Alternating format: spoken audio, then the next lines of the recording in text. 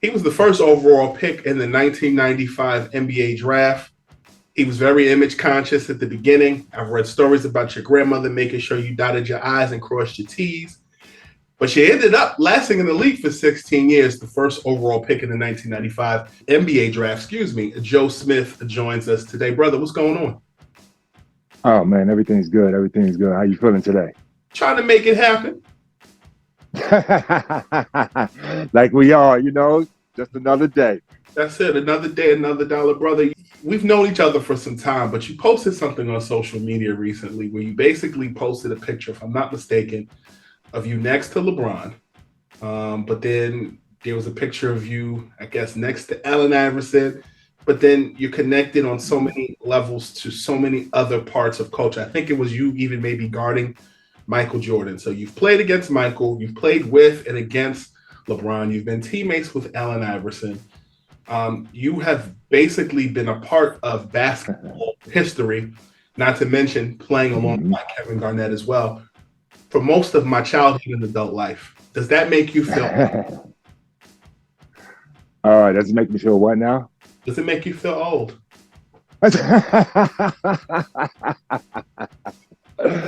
gonna tell you something that really makes me feel old. I saw a clip, actually of you when you was a kid, and I was in the league at that time. And just to see what you're doing right now and seeing how you've come up and grown the way you've grown, that makes me feel old. But but definitely, I mean, playing alongside those guys, you know what I'm saying, and being a part of their careers and them being a part of my career it was definitely a blessing. I mean, it was like you said at the end. It was Kobe. I played with Kevin Durant. I played with Kevin Garnett. Played with Allen Iverson, Russell Westbrook. LeBron James, and a lot of those guys. I learned a lot from as far as preparation for the game, the knowledge of the game, and what they bring to the table. And it was a great journey for me. When I look at you, honestly, I mean, I think that was a great way to segue. If this career of being a retired guy and giving interviews for a myriad of different things, we'll get into that in a minute. But I think if this doesn't work out, I think you segueing in news may work perfectly, or just being a charmer, because you added me to your career. But I really think when I look at your career, I look at you as a bridge guy, kind of similarly to Clifford Robinson. When you look at Clifford Robinson, the way that he played was ahead of his time. Sure, everybody looks at the shrug game when Michael scored on him, but his ability to basically play, I feel, positions 2 through 5 really set the mark at a point in the 90s where you were a specialist. When you look at your game, did you look at yourself as a pure forward? Did you look at yourself as you could play all 5 positions? Because I feel like when you were drafted in 95 coming out of Maryland, that kind of wasn't heard of. Right. I mean, early on, that's basically what I did with the Warriors.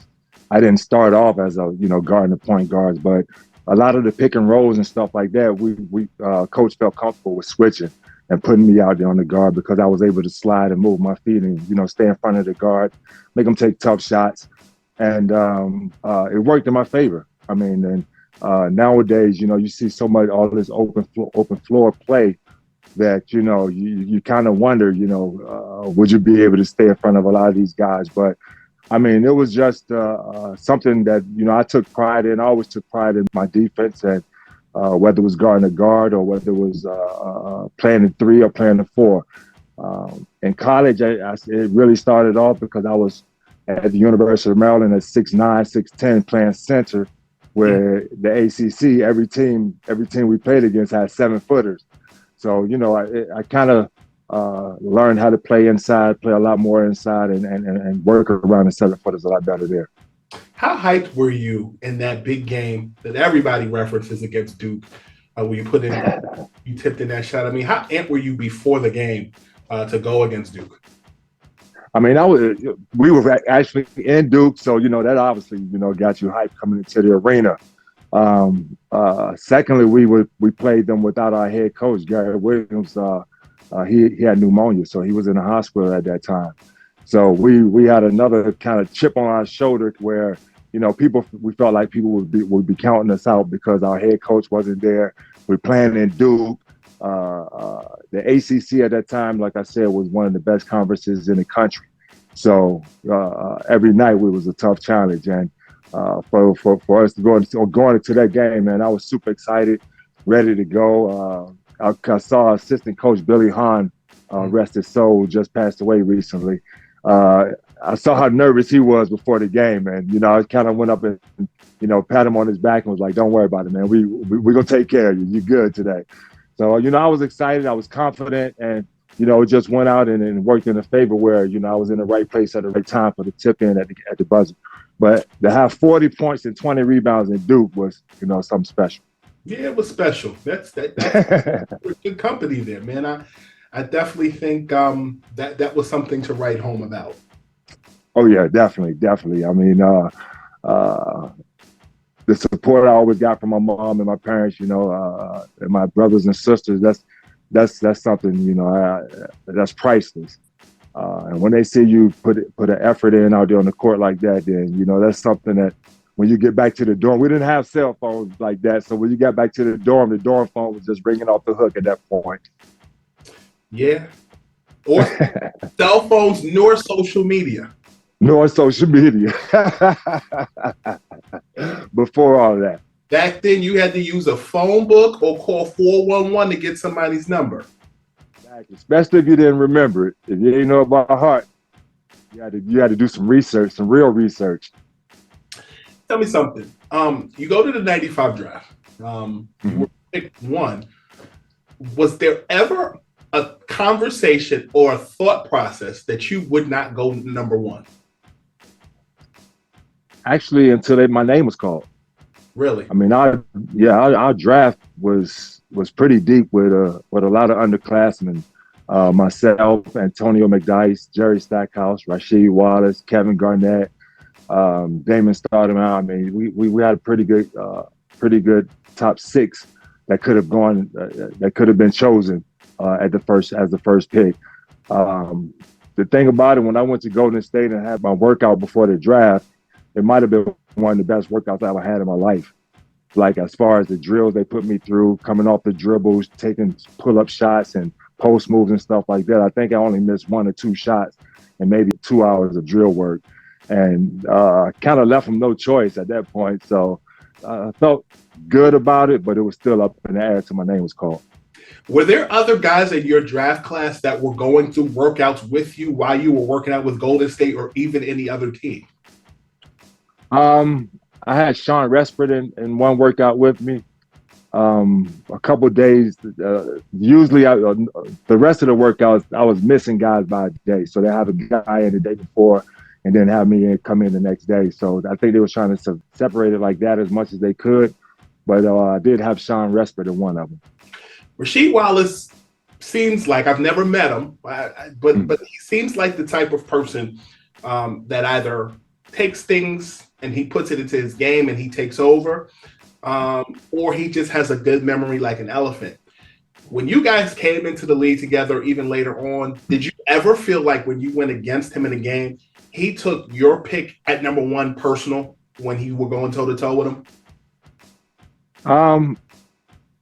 When it came to guys, especially guys in my draft, I think whoever we played, because we were most of us was at the same position, from Kevin to Rasheed, myself, McDyess. We took it personal every time we played each other. I knew that they were taking it personal because I was chosen as the first pick, but I was taking it personal as well because I still had a lot to prove. I still wanted to prove myself in this league and still wanted to prove that I was the right choice. So whenever we faced each other, we greet each other with love. But once the ball got tossed up, we went at each other like brothers in the backyard. You get to Golden State. This was kind of the end of Run TMC with Harden, Chris Mullin, Mitch Richmond, but you kind of at a point where some of those guys were still there, correct? Yeah, I had when I first got drafted, Timmy was there, Tim Hardaway was there, Chris Mullin was there for a little bit. They and Latrell Sprewell. Mhm. So going in, where did you? Because I feel like you weren't a natural fit at first. Like it was kind of like you got a lot of OGs. It was nothing personal, but your skill set, as we mentioned, you were a center in college, but you had guard skills. It seemed like you were the kid with the afro that was the rookie, that was the nice guy, but you were out of place. What were those early years in Golden State like? Actually, with Rick Adelman, who actually was my coach my rookie year, he kind of switched the offense up a little bit and put it in my favor a little bit, where I was able to get a lot more touches, even with those veterans out there on the floor. The good thing about it, when I came in, I was able to spread the floor right away. I was one of those bigs that were able to shoot the ball and kind of spread the floor on a consistent basis right away. So a lot of our stuff was a lot of motion, kind of with me coming off of down screens, and getting open for looks on a wing or a lot of cross screens where I'm able to get the ball in the post and make quick moves. But those guys, they welcomed me with open arms. Timmy was maybe 12, 13 years in. Chris Mullin was around the same length of time in, and those guys really opened the doors, and they kind of put the ball in my hands and let me go. What was Latrell Sprewell like in practice? He went hard. No, what you saw in the game from Spree is how he practiced all the time. Never loafed. Never took any drills off, and he was one of the guys that really I looked up to when I first came in because of that work ethic. Even during the off season, I mean, the weight training, the conditioning that he does in the off season was something that I kind of catered to and wanted to be a part of. So he pulled me under his wing, and I rolled right along with him. So refresh my memory, because if you feel old, I feel old too, but we still young at heart. No question. When you got there, did it go Adelman to Don Nelson to then Carlesimo? Was that the order? No. It was Don Nelson was gone already. Nelly was before Rick Adelman. Okay. Yeah, so it was Adelman then. Okay, gotcha. Yeah, Adelman then PJ. So, what was it like playing under Carlesimo? I can't say it was tough. He was a very aggressive coach. Mm-hmm. He had a very aggressive coaching style. Wasn't afraid to say what was on his mind. Wasn't afraid to say what he felt. Sometimes, as players, you feel like coaches go overboard at times with certain things, and certain times he did. But I mean, as far as off the court and things like that, I mean, we could talk to him, and he was a good conversationalist and somebody that we can go to with problems and issues. But it was just certain things and certain times where he was just a little too aggressive. Were you there the day that Carlesimo and Latrell Sprewell got into it? I was right there. I want to know, and listen, before we started, I said, you asked. I want to know.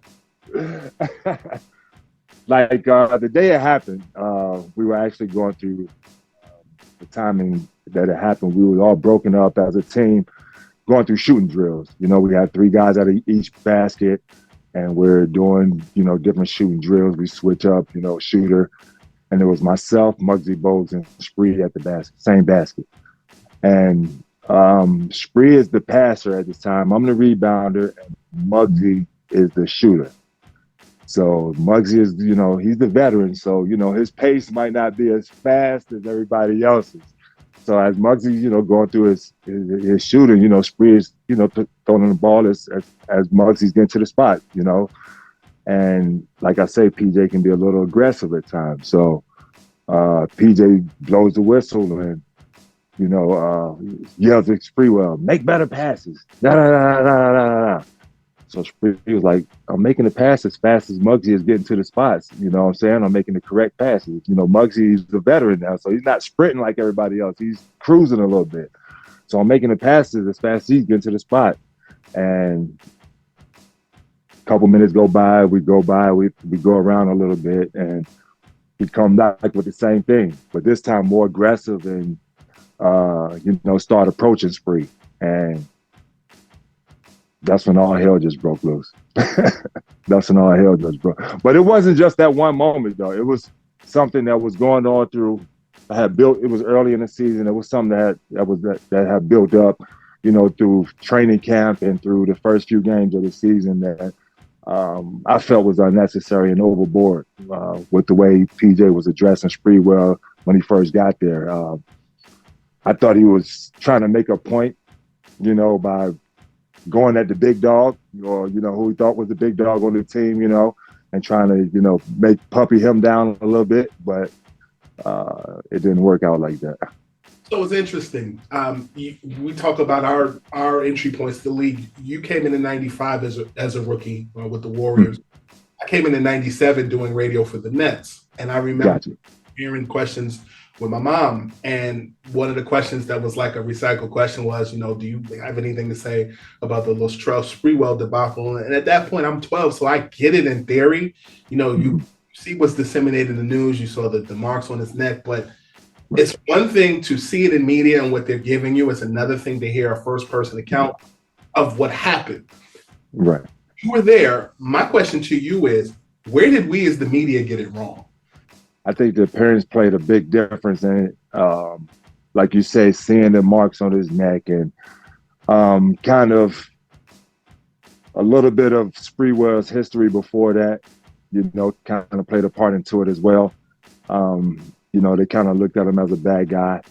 He had that bad guy image right before that anyway, so they kind of played into it. And but if you notice, man, the press conference when Sprewell had his press conference and to discuss the situation, you look behind him, man, you see all of the players, all of us players in support, because we knew what was going on. We saw what happened, and we understood the situation a lot better than what people on the outside was portraying.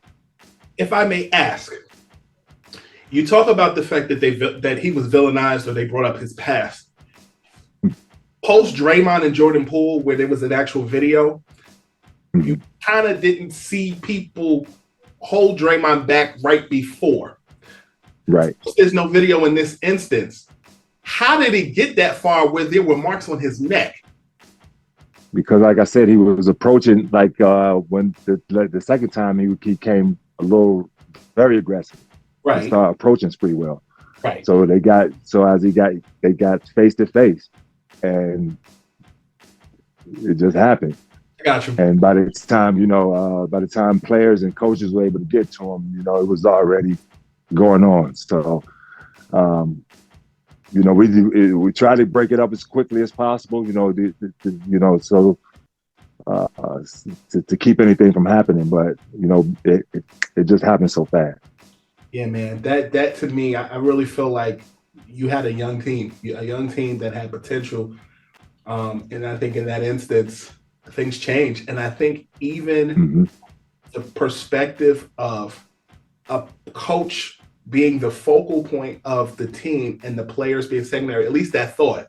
I feel like when Mike came in, you saw that the player was the team. But at the same point, I think when you look at today's NBA, the only coach that has that stain, and he's still around to this day, is Greg Popovich. But his approach seemingly was very different even back then. And I think because John Calipari came from a perspective of being a college coach and then going to the NBA. I guess my question is, do you think that coaches who are in the college ranks and then bring that attitude to the NBA is not always the perfect fit, or do you think it's a case-by-case basis? I don't think it's a perfect fit. I mean, from college to the NBA, you're actually dealing with grown men at the NBA, where, you have to figure out how to approach them differently, than being rah-rah or being aggressive and, trying to prove a point by being louder or whatever it may be.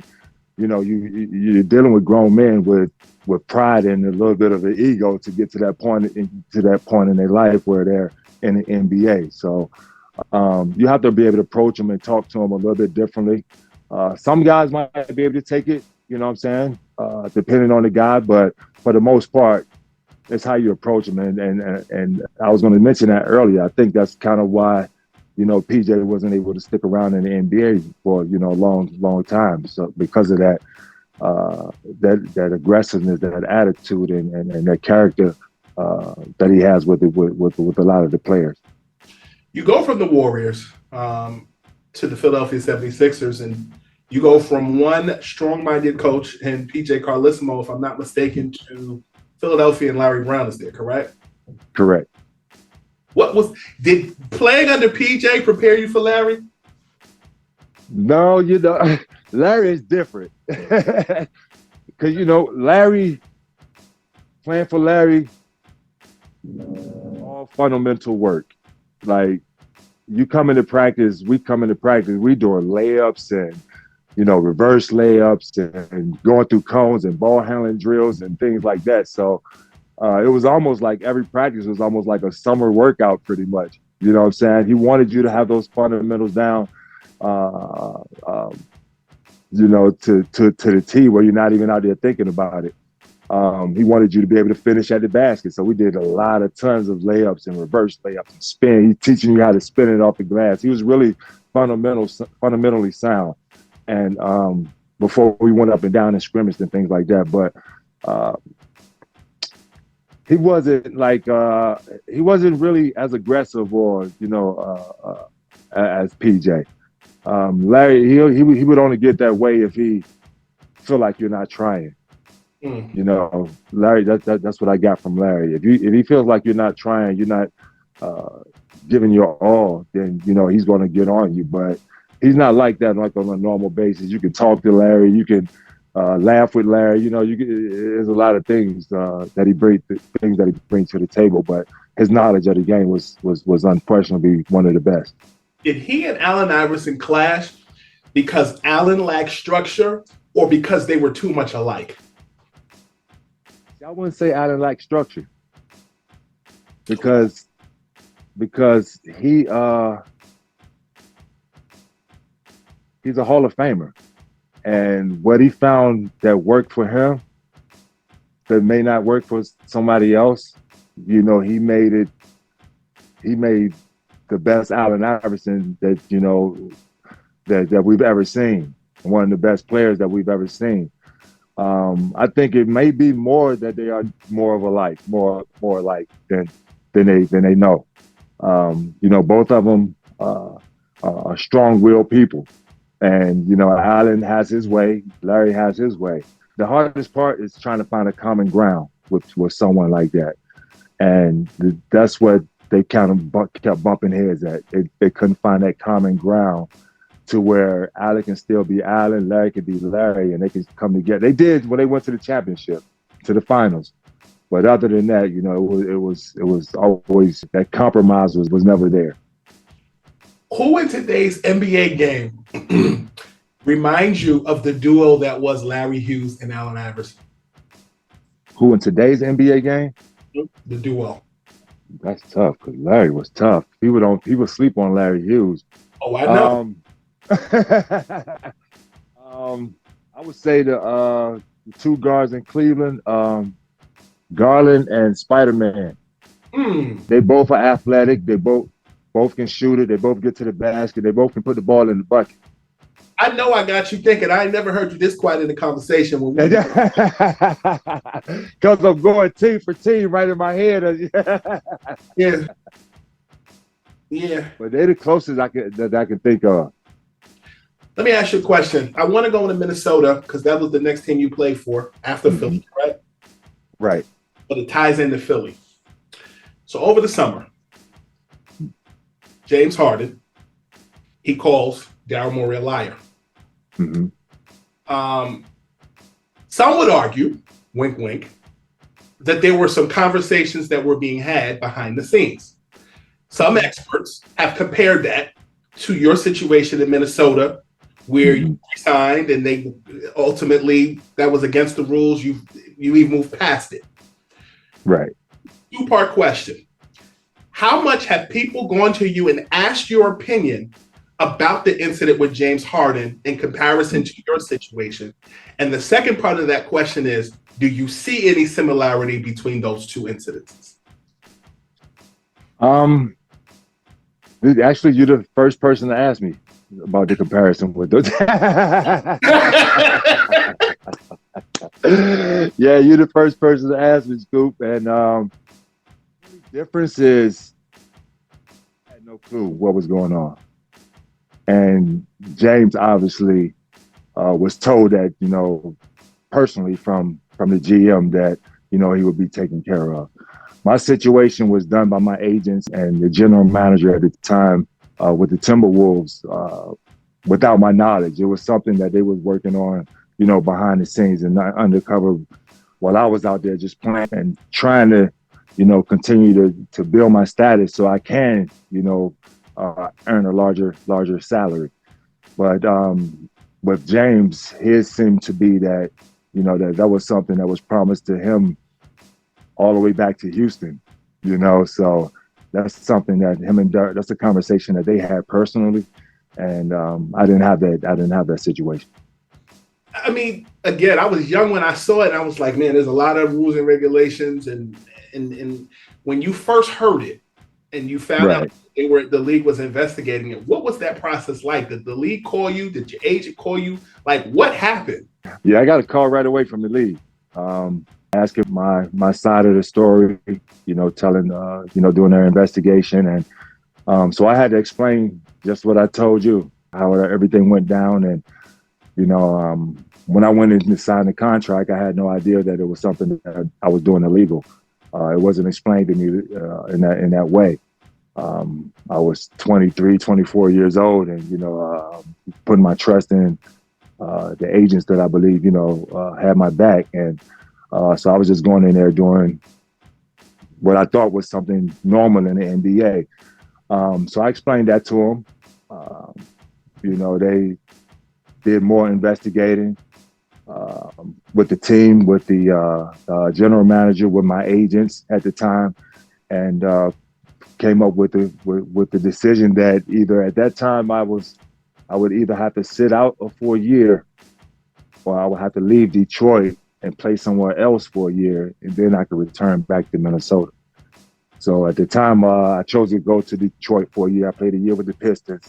I became a free agent, signed with the Pistons, played a year with the Pistons, and at the end of that year, that's when I was able to go back to Minnesota, kind of pick up where we left off. Yeah. And they call it the Joe Smith rule, unofficially. So that means I left some kind of mark. It might be a bad one. No, I mean, that's the thing about it, because a lot of people ask me about it, and they kind of assume that it was my fault that the Timberwolves lost the draft picks and the penalties that came down on the Timberwolves. But I was just as much of an innocent bystander as anybody else. Yeah, that gives a lot of perspective, the comparison. And that's why I asked you, because, the James thing is so layered. He ultimately the team with the Clippers that he wanted to go to. Right. You liked Minnesota. It's cold over there, bro. What was it about Minnesota that you enjoyed so much? Man, the squad, bro. It was like the brotherhood in the locker room, camaraderie we had. KG, from KG, we had Malik Sealy, rest in peace, Malik Sealy, Terrell Brandon. Like, we had a crew, man, and we all treat each other like brothers. We all worked hard. We all took care of one another, man, and it was just a family atmosphere, and that's something that you really don't. That's kind of hard to find. And when I found it, man, it was hard for me to walk away from. Were you on the Timberwolves team in 2004 when it was KG's MVP year? No, not 2004. Okay. Sometimes I got y'all confused because you was bald by that point, and that used to happen all the time when we played with each other too. I used to be KG everywhere I went. Where's the craziest place outside of the court where people thought you were KG? I mean, the craziest place just in a club one night. You just start seeing people whispers, from a distance, and all of a sudden, the crowd start moving your direction, and You just like, "KG, that's KG, that's KG, that's KG, that's KG, that's KG, that's KG." I just turn around to the bartender like, God, just shake. But you just start hearing it after a while, and like, man, here we go again. KG to me was such a special talent, and I feel like Yes, looked at the '90s. I feel like we didn't have social media, we didn't have YouTube, but you had a level of advanced scouting. You know, you knew that Isaiah saw KG because of the Chicago tie. You know that Kevin McHale was scouting them out. You knew right. that all the people who knew that they knew that KG was something special. But look at that '90s era when y'all played. It took a little bit for Tracy McGrady. It took a little bit for Jermaine O'Neal. It took a little bit for KG. It took a little bit for Dirk Nowitzki. I guess my question is, in your mind, what's the difference between people eyeing guys then versus now? Because Dirk Nowitzki was a tall guy that ended up being a Hall of Famer, right? No but question. You look at Yao Ming at 7 feet plus from China. You look at Victor Wembanyama, 7'6" from France. I don't know where they finding these tall guys from these just obscure places, but what's the difference between scouting a KG versus scouting a Wemby in your mind? That's tough. I mean, obviously, the biggest difference is size. You know, the size of Wemby is obviously going to, you know, give him the edge.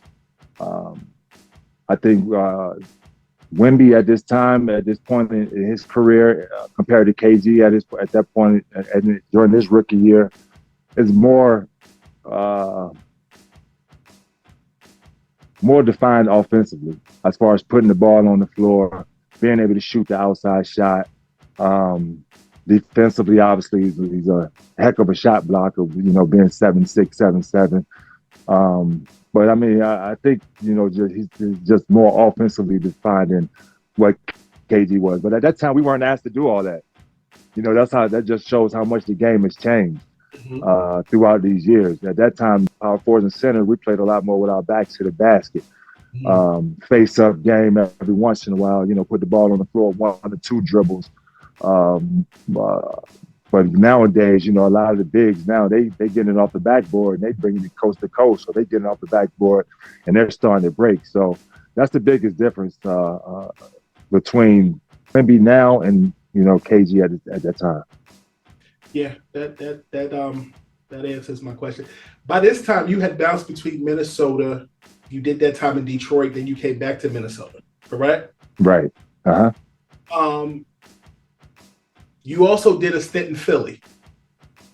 Another one, yep. I was so mad. You and I have talked about this off air when we were out in Oklahoma. Then when they honored you guys, kicking and talking, and to me, I was mad. You had like your welcome back to Philly moment. You stay at that hotel, City Line Avenue. Looking at the news. I'm learning so much from your age group now that I'm older and of age and can understand it. Right. You have so much jewelry on you. Was that more just the look? Was that more just I made it so I have to? Because I was mad for you when that happened. I mean, at that point, I just got traded, so you know things happen quickly after trade. You just have to, you know, pack up what you can and get from one city to the next city as quickly as possible. So whatever jewelry I had at that time, I had on me, you know, I just had to bring, you know, to Philadelphia with me after I got traded. So the thing is, they had to search for it. Like, like it wasn't nothing that I just kept out and kept, you know, in a little drawer or something. Like it was something that, you know, you had to dig and search for. So they picked the perfect time. Knew we was at practice, knew we were, you know, I was gonna be out for a few hours and picked the perfect time to go in there and pick it up. But you know, it's a lesson learned. And I know next time, try not to keep as much of it together, but also try to find a safe or something that I can put it in. At that point, when you got traded to Philly, was this pre-Iguodala? Was Iggy yet in Philly yet? Yeah, Iggy was there. He, like you, had a very long-standing career.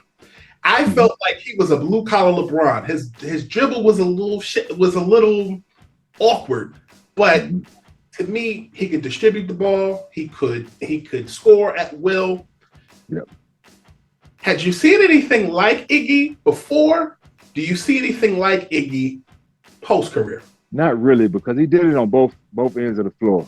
Mm-hmm. You know what I'm saying? Like a lot of guys nowadays, they just offensive minded. Nobody wants to, lock down, and be that lockdown defender, pick up on the best player on the other team, and try to lock them down as much as you can. And that's something that Iggy took pride in. Even back in our Philly days, we called him our defensive stopper. He had those long arms. He wasn't afraid to get up in you. He wasn't afraid to do whatever he could on the defensive end to get stops. Offensively, like you said, he could put the ball on the floor.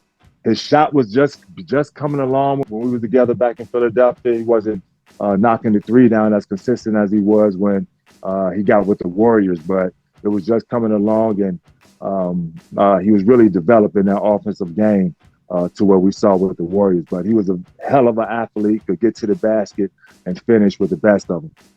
You know what I wanted to ask you? I know we talked about Minnesota, but I want to get my eraser, and I want to add something to the extra credit.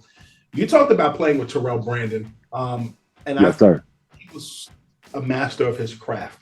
Certain guys, they just, and I feel like in this generation, respectfully, I feel like if you aren't on social media, you're not relevant. And respectfully, right. I feel like, and we're going to talk about this, people associate with you with Onlyfans, but don't look at the total body of work of the things that you did. And so when I look at Terrell Brandon, I feel like I look at certain guys like Rod Strickland, Earl Boykins, Nico Coles, Sam Cassell, and I feel like Terrell is in that group, but he doesn't get the look. Mm-hmm. Do you see anybody in today's game like Terrell Brandon? And what was his work ethic like when y'all were teammates? Terrell was one of the hardest workers, on our team. Like as far as conditioning wise, he was always running, sprinting up and down the court, getting himself in condition. During practice, he's probably the smartest point guard I played with.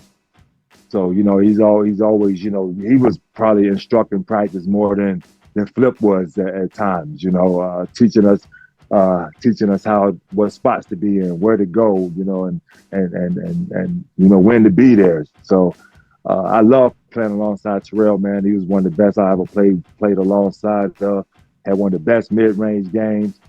Coming off that pick and roll, he get to the elbows, man. You might as well just chalk it up. Great unselfish player, can find you. I love one thing about it, man. He always called me number one because I was the number one pick, obviously. But that's the nickname he had for me. And I always remember whenever I'm down on the block, he called number one. That means come and set a pick for him. So that was our lingo out there on the court. But I mean, playing alongside Sprewell was one of the best experiences of my career, bro. All right, so going back to Philly and then finding your way to Cleveland. You've been on a lot of teams, but these are things that stand out to me as I'm talking to you. You were on that team in 2007 that went to the finals, correct? No, the team I was on, we lost to Orlando. So this was 2006 that you were on that team, not 2007? Yeah, 2006. I went back twice. So, I went twice. So 2006 and 2007. I was there twice. For Cleveland? Yeah. Okay. LeBron James, arguably one of the best. I know this GOAT question is given ad nauseum, and actually I'm not going to ask it, but this is what I am going to ask you. How much did LeBron's presence as a teammate make your game easier on the court? I mean, he makes everybody's game easier. He draws so much attention out there on the floor, that with what he can do offensively. That all eyes are on him at sometimes.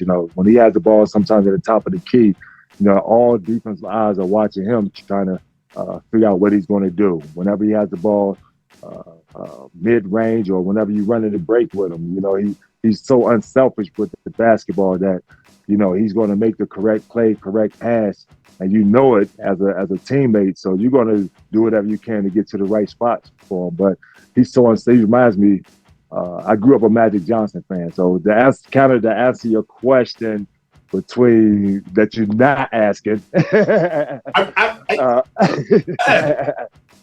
I grew up a Magic fan, and he reminds me a lot of Magic and the way he played and made his teammates around him better.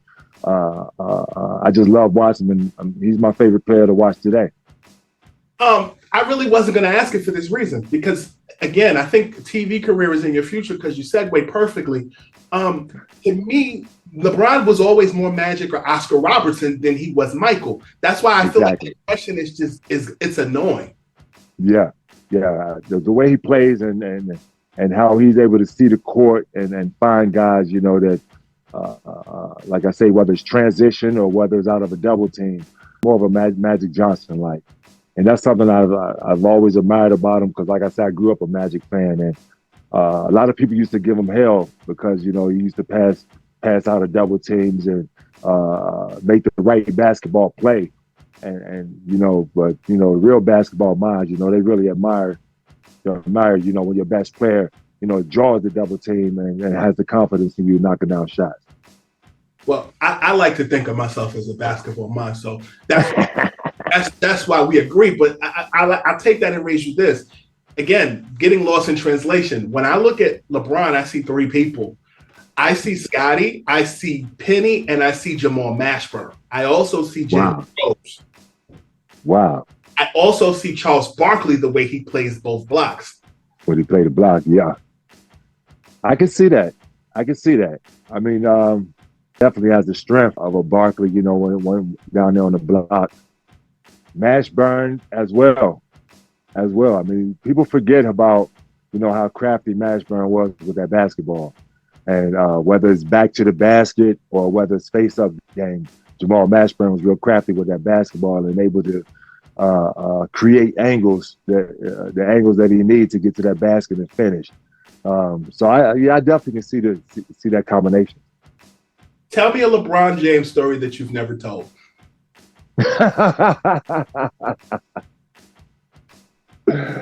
Oh man, I just remember him always, running around, acting a fool, laughing and joking. You know what I'm saying? Throughout the locker room and up and down the plane.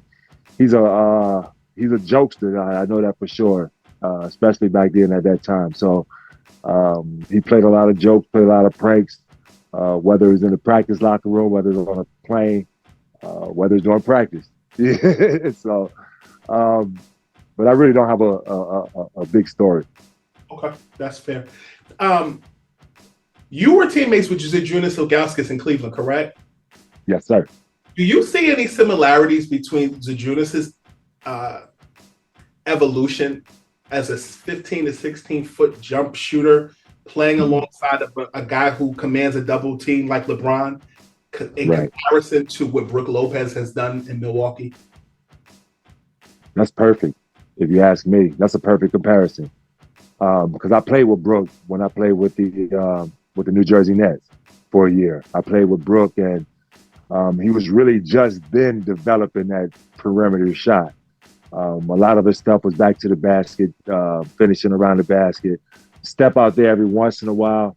But that evolution, the same evolution that Z had with LeBron, realizing that, he's going to draw a lot of attention. So for me to find the open spots on the perimeter and be able to knock those down will allow me to continue to be effective on the offensive end. That's a perfect example. That's a perfect example between Brook, because even Z went beyond the 15-footer. Z actually, when I was in Cleveland, Z actually stretched it out to the 3, the same way Brook Lopez is doing with the Milwaukee Bucks now. So that's actually a perfect comparison. Well, I'm a basketball mind, brother, so Joseph, listen, Chicago, you kind of at this point, you was like a forward for hire, but you knew the so I was just like, yo, this man gonna be around for 20 years. He went from Chicago to Los Angeles to Oklahoma to the Nets. Chicago, you were teammates with Derrick Rose, correct? D Rose wasn't on that team. Chris Duhon was on that team. Joakim Noah, Ben Gordon, Tyrus Thomas. Here's my question. And actually, Adrian Griffin was on that team. Wow. Speaking of the Bucks. So let me take a step back for a second. When you played in Cleveland, Mike Brown was your coach, correct? Okay. When you look at Mike Brown then and you look at Mike Brown now, what's the difference? Back then, I wouldn't say he would panic, but you could see him lose his cool sometimes, on the sideline where, he might not know what to do at certain times. Now, just the experience throughout the years of coaching, head coaching, assistant coaching with the Warriors and learning and figuring out, different situations and understanding what to do in certain situations. Now he's just on point with it now. And, that's, just part of growth, and as a coach, growth as a human being and being able to understand what your players are good at, what your players can do best, and try to help them along to be their best. And that's what he's doing out there in Sacramento. And I love watching him play. Your time in Chicago, we're in a situation where the Bulls were figuring a lot of things out before Derrick Rose got there. Right. Teammates with Joakim, teammates with Ben Gordon, teammates with Chris Duhon. Mm-hmm. I feel like there's a lot of Ben Gordons in the NBA now, those lead guards. I feel like at that time when Ben Gordon played, I feel like both he and OJ Mayo were the prototypes or were ahead of their time as to what guards are now. What say you? Are now. I agree. I mean, because the way the game is played now, the floor is spread open so wide because you have shooters at every position now. So you really don't have too many teams with players clogging the paint. So the floor is spread open so wide that you're able to get your guards in space and they're able to create their own shots. And that's what those two guys did. They were able to create their own shots from mid-range on out to the three-point line. And this game will suit them, will be perfect for those guys because of that. Back then, we were able to clamp things down a little bit because we were able to close the paint in and, it was kind of, we can make things difficult for them. But the way, like I say, the way the game is played now, it's wide open. So it's great for guard play, as we all see. When you played for the Lakers, was Mike Brown the head coach at that point? No, Phil. Phil was still there. Yeah. So here's my question. You played for a lot of teams. Mm-hmm. You moved around, but there's just something about, to use an example, you may go to beaches in Florida, like Miami, you may go to Tampa, but it's nothing like going to a Caribbean and it's white sand, it's coconut water, there's something about when you get off that plane and it opens and that air opens and you just see the breeze. Comparatively, imagine that there's nothing like playing for an organization like the Los Angeles Lakers in the same way. Whether they were struggling, whether they were on top, they're an iconic franchise. No question. For you, what was your Lakers experience like? One of the best throughout my career. It was actually my final stop, and it was one of the best. Just the way they treated the players, just how they took care of the players, whether it's before practice, after practice. the things that they had there is for us to recover, take care of our bodies, and a lot of the stuff that they had around the arena as well, for us to be involved with. Not to mention the fan base. The fan base is ridiculous, and everywhere we went, when I got traded to the Lakers, every arena that we went to, was almost like a home game for us. Mm-hmm. So the atmosphere was great. I mean, they treated us well. They treated us great, and it was like everyone say, top notch, first class, and everything they did, everything they brought to the table, seemed like it was well thought out, and what was the best interest for the players, and what could help them. Where they're not even focused on anything outside the court. They just can focus on the game of basketball and what they have to do on the floor. Everything else off the court, we can help them take care of, and we can take that load off, and that's what they did. You had a stint with the Hawks, and Joe Johnson was your teammate at that point, correct? Yes, sir. Uh-huh. Joe Johnson is a very meticulous individual. Very meticulous. Kobe Bryant. Super quiet. I'll let that quiet fool you. Kobe Bryant was a very meticulous individual. Correct. Not as quiet, more open. Mm-hmm. Kevin Garnett, very vocal. Kevin Durant, very vocal. LeBron James, very meticulous, a jokester. Right. Allen Iverson, an iconic figure both in entertainment, sports, hip hop. Exactly. Out of all those guys mentioned, what traits do they all have in common? The will to not lose, if you ask me. That's something that, a lot of us, we think we might have it. But, when you see the type of work that these guys put into it, the type of energy and that they bring to it every day, the knowledge that these guys had of the game. I could say I played alongside some of the smartest basketball players in NBA history, with Kevin Garnett, with LeBron James, with Kobe Bryant, with Kevin Durant. These guys, they really understood the game of basketball. And people see them for, how much they score, or, how many points they put up. But they don't understand that, how much that they're reading out there on the floor, how much they're seeing out there on the floor, what they're noticing out there on the floor, from the defensive end to the offensive end. And I'm gonna tell you, I could tell you a crazy Kobe story, but I want to hear it.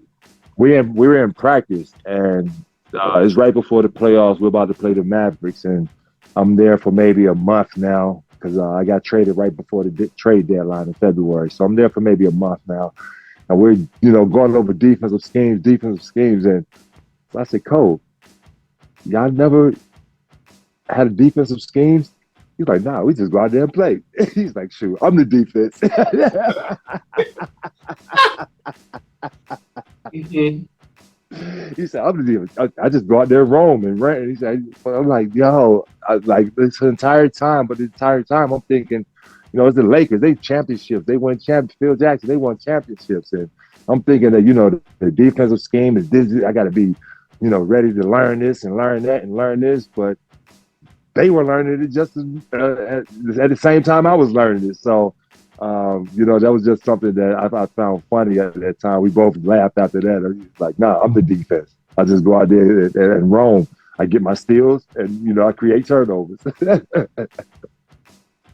That sounds like the story of there's no I in team, but it's the ME and the MF. Yeah, it's the ME.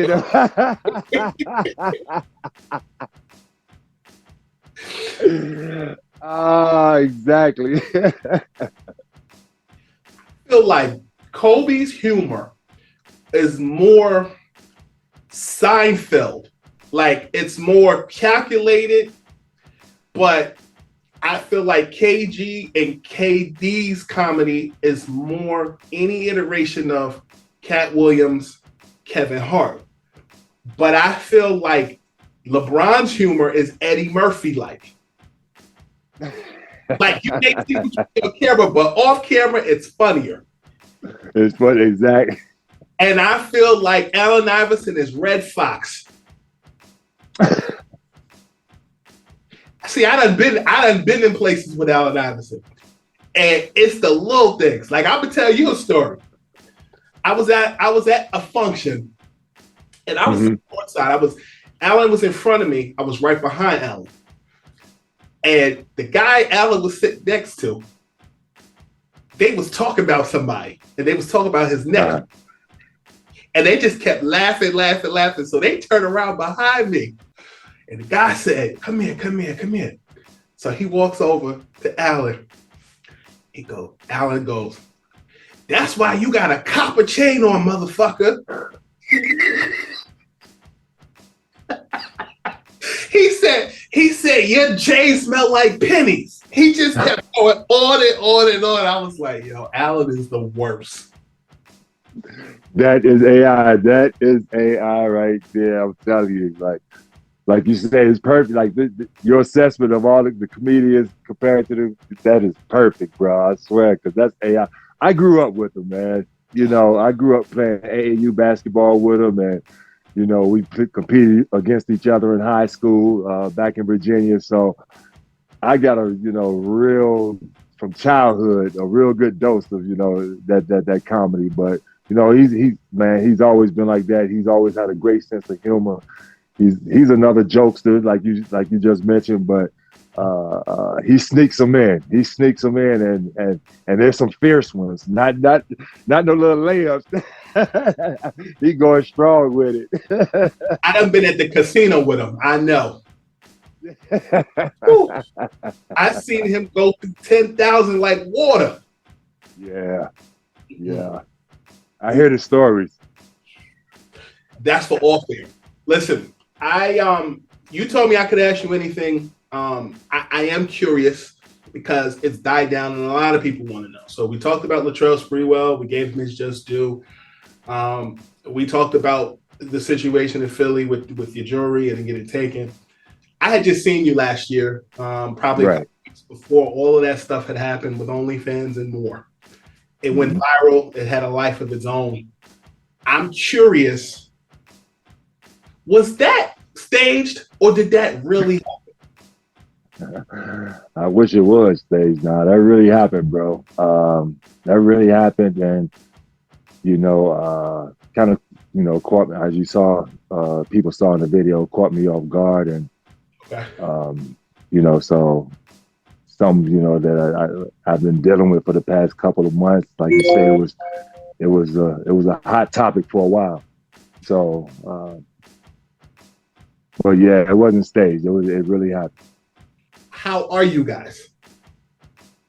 We're still working through it. I mean, there was some other stuff that happened afterwards, with different interviews that she did and different podcasts that she was on, that kind of hard for me to swallow. So, but we're still working through it.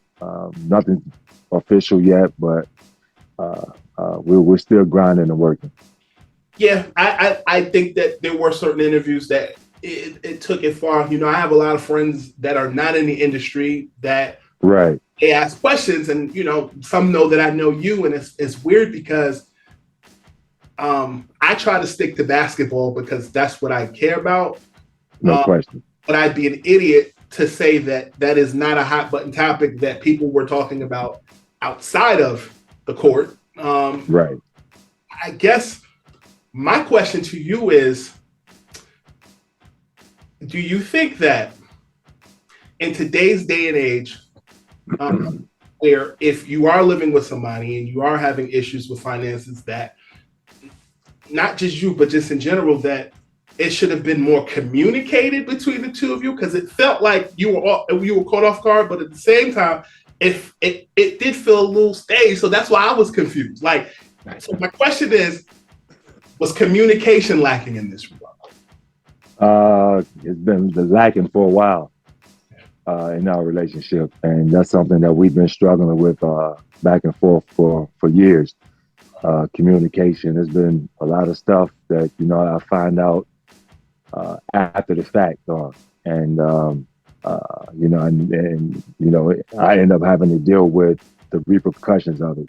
So it's something that we've been working on, something that we obviously have to address in order for us to move forward. You know what I'm saying? In a good way. So that's probably the biggest thing. Our communication sucks. Sure. On a lighter note, but still on the topic, what did your phone look like, and what did your DMs look like when all of that was going on? Oh man, I thought I was back in. I thought I just got drafted again back in the NBA. Are we talking business or otherwise? Man, both. Both. I mean, both. I mean, this. I've been getting. I got hit up with a lot of people wanting me to, do business with them, and I got hit up with a lot of people wanting me to meet with them and talk to them. So the thing about it, man, is I also got a lot of support. Sure. And that kind of got me through it a little bit, because it's obviously a rough time, and like you said, you started to see all these other different interviews and stuff going around too. So kind of adding fuel to the fire. So, but the support that I got was overwhelming, and just want to let everybody know I appreciate that support during that time. How do you weed through all of that? You kind of gotta fall back for a minute. You can't get yourself caught up in it. You know what I'm saying? Or you'll just find yourself on your phone, just scrolling, and coming across messages you might not like, some you might like, some you might not like. So you kind of gotta, kind of weave yourself a little away from it for a while. That's what I did. I got away from it for a while, free, just to kind of free my mind up a little bit. And but when I got back to it, and when I looked at it, it was messages galore. I can only imagine, bro. Probably from middle school, high school, again, pre-social media. So, like you said, it was like getting drafted all over again. Like you got drafted all over again. Like and the number one pick, Joe Smith.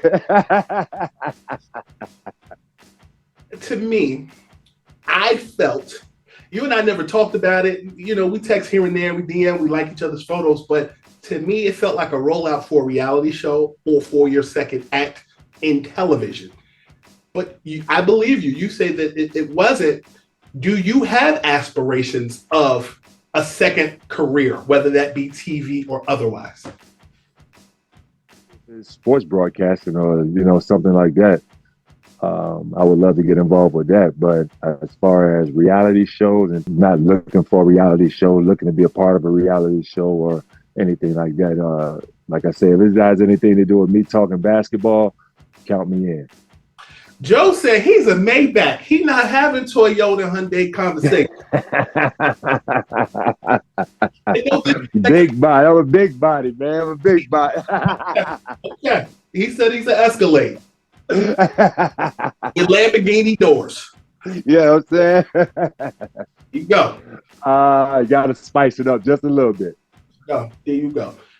Before we get out of here, I'm curious to know, in your 16 years of playing, what are two things that you wish during your playing career that you could do over? First, I wished I would have kept my eye on my finances more. That's the number one thing. Made sure that, I understood what was going where, what was being paid here, what income was coming in, how much I need to save in order to make sure I'm set, when I'm done, all the things like that. That'll be the first thing. And second, probably, I think I would have worked harder. I would have worked harder. Not saying that I didn't work on my game or didn't work, but I think I would have put more into it, more hours into it than what I did. I'd kind of let the business of basketball kind of take the fun out of it for me. and that kind of affected my work ethic at times, and I didn't work as hard as I should have. So I probably would have worked harder, and things might have been a little bit different. Honest, candid, telling the real, brother. I appreciate your time. You've been a wealth of knowledge, and you've definitely been a blessing. Thank you so much for your time.